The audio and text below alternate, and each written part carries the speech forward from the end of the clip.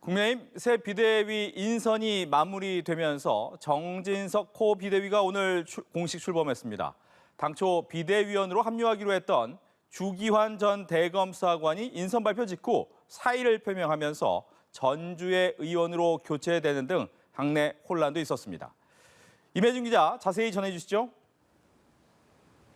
네, 국민의힘 새 비대위는 총 9명으로 꾸려졌습니다. 오늘 오전 당은 선출직 비대위원 6명의 명단을 공개했습니다. 원내에선 3선의 김상훈 의원, 재선의 정점식 의원이 명단에 올랐고 원외 인사로는 김병민 전 비대위원 등이 임명됐습니다. 당초 주기환 전 대검 수사관도 비대위에 참여할 예정이었지만 주 전 비대위원은 인선 발표 직후 사의를 표했는데요. 관련해 박형수 원내대변인의 설명 들어보시겠습니다. 주기환 비대위원께서 정진석 비상대책위원장께 간곡한 사의를 표명해 왔습니다. 그래서 주기환 비대위원 사의를 받아들이고 전주의 의원을 비대위원으로 선정하기로 했습니다. 네, 윤석열 대통령 측근으로도 알려진 주 전 비대위원 친윤 인사의 재합류에 대한 일각의 지적에 부담을 느낀 것으로 보입니다. 국민의힘은 이후 확정된 비대위원 임명 안건을 상임 전국위에 올려 의결했습니다. 이로써 정진석 호 비대위는 오늘로써 공식 출범하게 됐습니다.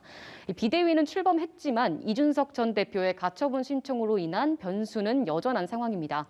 국민의힘은 이 전 대표의 가처분 일부 사건과 관련해 준비 기간 부족을 이유로 법원에 내일 예정된 신문기일을 미뤄달라고 요청했는데 법원이 이를 받아들이면서 신문 날짜는 28일로 변경됐습니다. 다만 당헌 개정 의결이 이루어진 전국위원회 개최금지 가처분 등은 내일 예정대로 신문이 진행될 예정인데요.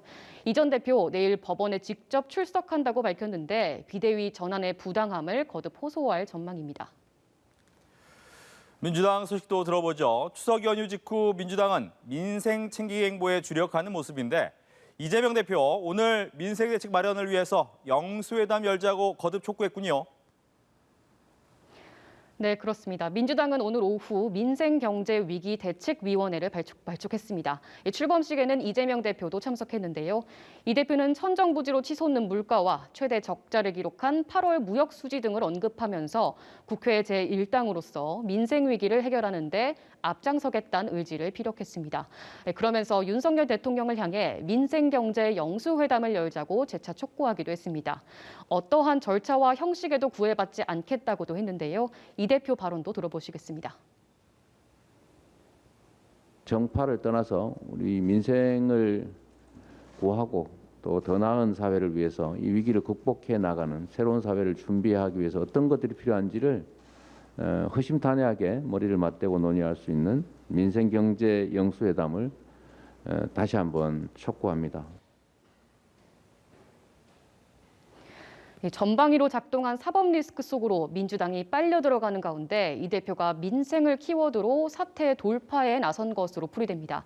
국민의힘은 민주당과 이 대표가 민생을 내세우는 것은 사법 리스크로부터 국민 시선을 돌리려는 꼼수라며 이 대표의 수사 협조 없이는 영수회담 등 어떤 제안도 국민 걱정만 늘릴 뿐이라고 지적했습니다. 지금까지 국회에서 전해드렸습니다.